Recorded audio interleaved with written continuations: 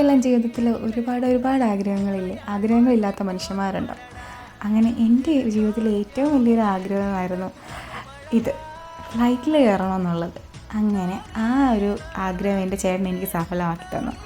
അപ്പോൾ നമ്മൾ തലേന്ന് തന്നെ വന്നിരുന്നു ഇവിടെ കൊച്ചിയിൽ. കാരണം നമുക്ക് പിറ്റേന്ന് കായംകുളത്തു നിന്ന് വരുന്നത് പോസിബിളൊന്നുമല്ല, അതുകൊണ്ട് രാവിലത്തെ ഫ്ലൈറ്റിന്. അതുകൊണ്ട് പോസിബിളൊക്കെയാണ് വേണമെങ്കിൽ, പക്ഷെ അത്ര റിസ്ക് എടുത്ത് വരാൻ താല്പര്യമില്ലാത്തതുകൊണ്ട് നമ്മൾ തലേന്ന് ഒന്ന് സ്റ്റേ ആയിരുന്നു.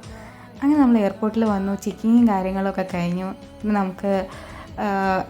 നമുക്ക് ബോർഡിംഗ് പാസ് കിട്ടി. അത് കഴിഞ്ഞ് നമ്മൾ ഗേറ്റിൽ വന്നു, നമ്മളവിടെ ഇരിക്കുകയാണ്.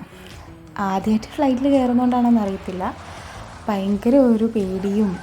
2-3 വട്ടം ഞാൻ അവിടെ വന്നതിന് ശേഷം ബാത്റൂമിലൊക്കെ പോയി. ഫൈനലി നമുക്ക് കയറേണ്ട ഫ്ലൈറ്റിലോട്ട് നമ്മൾ കയറാൻ പോവുകയാണ്. അങ്ങനെ നമ്മൾ ഫ്ലൈറ്റിൽ കയറി സീറ്റിലിരുന്നു. എനിക്ക് വിൻഡോ സീറ്റാണ്, കാരണം ഞാൻ ആദ്യമായിട്ട് പോവല്ലേ, അതുകൊണ്ട് അവരതൊക്കെല്ലാം മാറി തന്നു.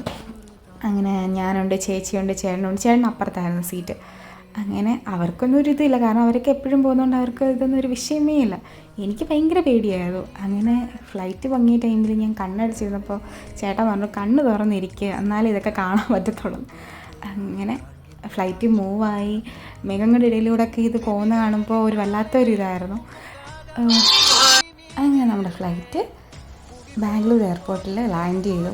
അവിടെ നമ്മൾ കുറേ നേരം കട്ട പോസ്റ്റ് അടിച്ചു, കാരണം നമ്മുടെ നെക്സ്റ്റ് ഫ്ലൈറ്റ് ഡൽഹിയിലോട്ടുള്ളത് കുറച്ച് ഡിലേ ആയിരുന്നു. അങ്ങനെ അവിടെ കുറേ നേരം പോസ്റ്റ് അടിച്ചിരുന്നു. അതിൻ്റെ ഇടയ്ക്ക് ഞങ്ങൾ പോയി KFC ഒക്കെ കഴിച്ചു കേട്ടോ. രാവിലെ അന്ന് ആകപ്പാട് കഴിച്ചത് KFC ആയിരുന്നു രാവിലെ. പിന്നെ അത് കഴിഞ്ഞ് നമ്മൾ നെക്സ്റ്റ് ഫ്ലൈറ്റിൽ കയറി അവിടെ ഇരുന്നു കുറേ നേരം. അത് എടുക്കാനും ഡിലേ ആയിരുന്നു, അതുപോലെ തന്നെ ലാൻഡ് ചെയ്യാനും ഭയങ്കര ഡിലേ ആയിരുന്നു. അങ്ങനെ നെക്സ്റ്റ് ഫ്ലൈറ്റിലും കയറുമ്പോൾ മറ്റേ ഫ്ലൈറ്റ് പോലെ തന്നെ നല്ല കൂളായിട്ട് പോകുമെന്നൊക്കെ വിചാരിച്ചു. പക്ഷേ ഇതിനകത്ത് എന്തൊക്കെയോ കുലുക്കമാണോ എന്തൊക്കെയാണോ എനിക്ക് തന്നെ അറിയത്തില്ല. മറ്റേന്ന് പറഞ്ഞാൽ നമ്മൾ അതിനകത്ത് ഇരിക്കുന്ന പോലും അറിയത്തില്ല. പക്ഷേ ഇതിനകത്ത് കയറുമ്പോൾ ഭയങ്കര മേഘങ്ങളുടെ ഇടയിലൂടെ ഒക്കെ പോകുന്നത് കൊണ്ടോ എന്തൊക്കെയൊക്കെയോ ഒരു കുലുക്കമായിരുന്നു. അങ്ങനെ ഫൈനലി നമ്മൾ ഡൽഹിയിൽ വന്നു. മെട്രോ തിരക്കി അങ്ങോട്ടും ഇങ്ങോട്ടൊക്കെ കുറേ നേരം നടന്നു, പക്ഷേ മെട്രോ ഒന്നും കണ്ടുപിടിക്കാൻ പറ്റിയില്ല. പിന്നെ നമ്മൾ ബസ്സിൽ കയറിയിട്ട് വീണ്ടും ഒരു മെട്രോയിൽ കയറി. പിന്നെ എന്നിട്ട് നമ്മൾ ടാക്സി വിളിച്ചിട്ട് സരോജിനി മാർക്കറ്റിലോട്ട് പോവുകയാണ്. അപ്പോൾ അടുത്ത വീഡിയോയിൽ നമുക്ക് കൂടുതൽ വിശേഷങ്ങളായിട്ടൊക്കെ വരാം. Tata bye bye, see U.